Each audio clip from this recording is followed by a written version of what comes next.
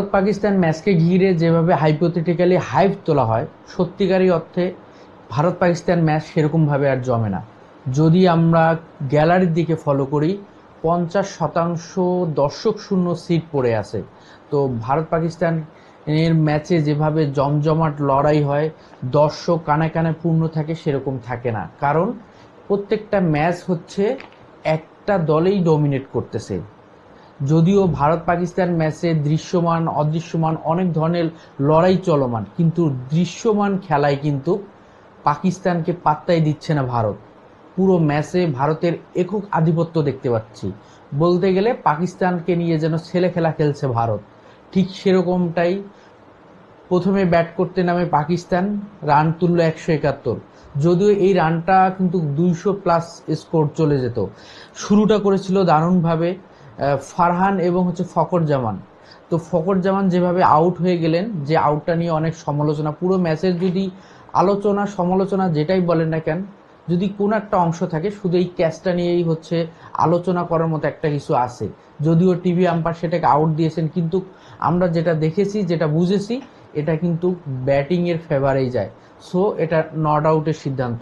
তো যেটাই হোক না কেন, তো সব কিছু মিলে ফারহান যেভাবে শুরু করলেন, যেভাবে 33 রানে তার অর্ধশতক পূর্ণ করলেন 51 রানের, কিন্তু ফারহানের সেই অ্যাপ্রোচটা, সেই মাইন্ড সেট আপটা কিন্তু আর ধরে রাখতে পারলেন না।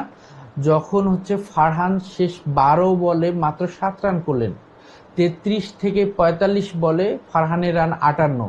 তো এই জায়গাটাতে মনে হয় পাকিস্তান তার যে মোমেন্টামটা আর কিন্তু ধরে রাখতে পারেনি, এবং হোসাইন তালাত বলি, মোহাম্মদ নেওয়াজ বলি, তারা কিন্তু প্রত্যেকে এসে তাদের স্ট্রাইক রেটটা কিন্তু সেরকমভাবে হাই করতে পারেনি। তারা কিন্তু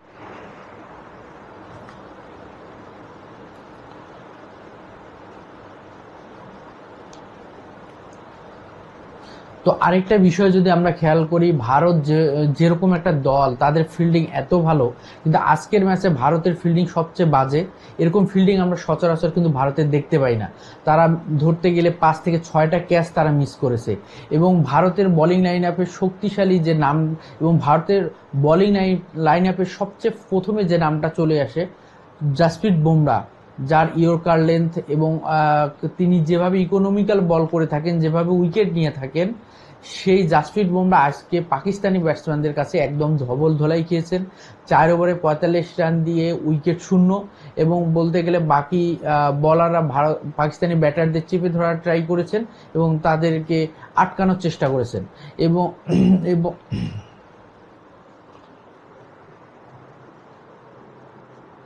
পাওয়ার হিটিং বলতে যেটা বোঝায় অ্যাটাকিং ক্রিকেট, সেটা কিন্তু আর ক্যারি করতে পারেনি। তো সেই জায়গাটাতে মনে হয় যে পাকিস্তান অনেকটা লুজার হয়েছে। এবং মিডিল ওভারে যখন 64 রান 3 উইকেট, এই জায়গাটাতে যখন আপনি রান তুলবেন প্রতি ওভারে 7 রান করে, ভারতের মতো দলের সাথে যখন আপনি একটা পুঁজি করবেন, সেই সময় আপনি 7 রান করে তুলবেন, এই তো সেটা একদম বেমানান। আপনি সে জায়গাতে আপনি অনেকটা দুর্বল হয়ে যাচ্ছেন।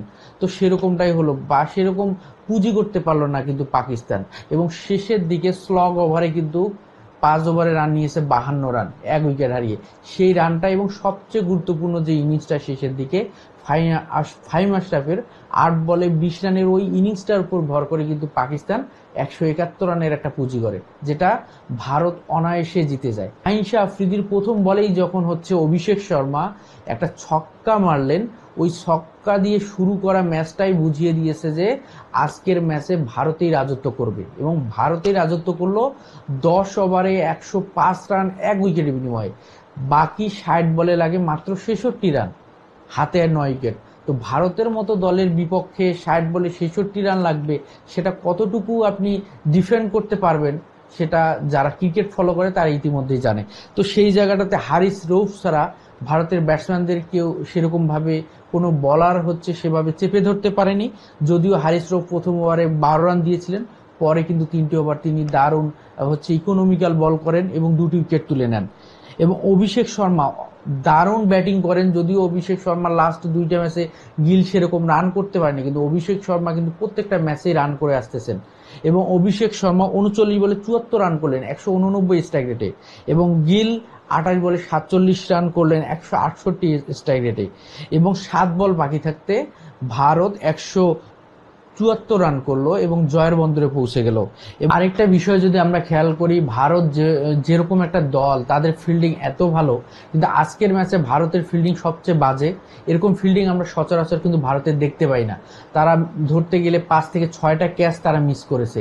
এবং ভারতের বোলিং লাইন আপের শক্তিশালী যে নাম, এবং ভারতের বোলিং লাইন আপের সবচেয়ে প্রথমে যে নামটা চলে আসে, জাসপ্রীত বুমরা, যার ইয়র্কার লেন্থ এবং তিনি যেভাবে ইকোনমিক্যাল বল করে থাকেন, যেভাবে উইকেট নিয়ে থাকেন, সেই জাসপ্রীত বুমরা আজকে পাকিস্তানি ব্যাটসম্যানদের কাছে একদম ধবল ধোলাই খেয়েছেন।